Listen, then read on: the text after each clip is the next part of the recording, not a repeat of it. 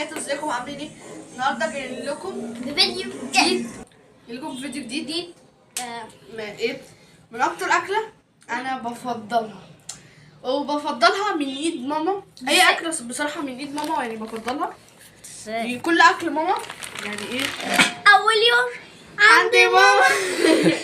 يعني كل اكل ماما بصراحه يعني. طب يلا نقول انتوا بتحبوا ايه؟ دي بقى عباره عن ايه؟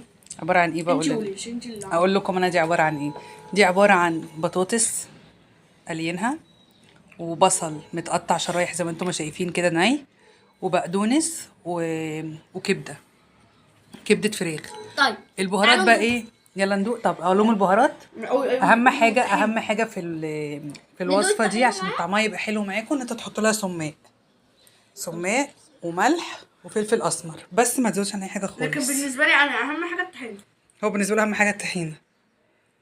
ايوه حياتي. رايك ايه بقى؟ قول لي. ملحها مظبوط؟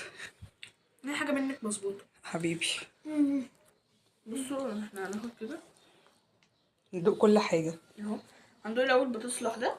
ندوق كل حاجه. دوقي اكتر حاجه بحبها فيها بصل. طبعا الطبق ده ليا هما ياكلوا منه الطبق. ايه رايك؟ البطاطس حلوه والله.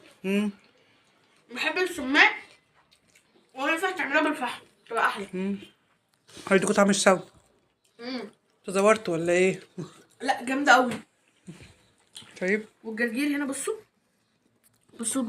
ده بقدونس مش جرجير. بصوا اساسا دايبه ازاي. بصوا يا جماعه على فكره بيعمل لي ريفيو. ما بضغطش. لا والله لازم بيعمل لي ريفيو. خش على قناتها.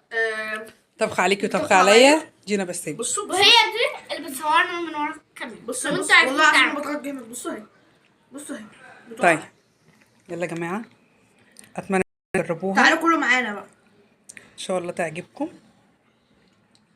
والله سلام بقى عشان ايه سلام بقى عشان ايه هنقعد ناكل بقى. فايه هبقى اكل وارجع لكم. يلا سلام.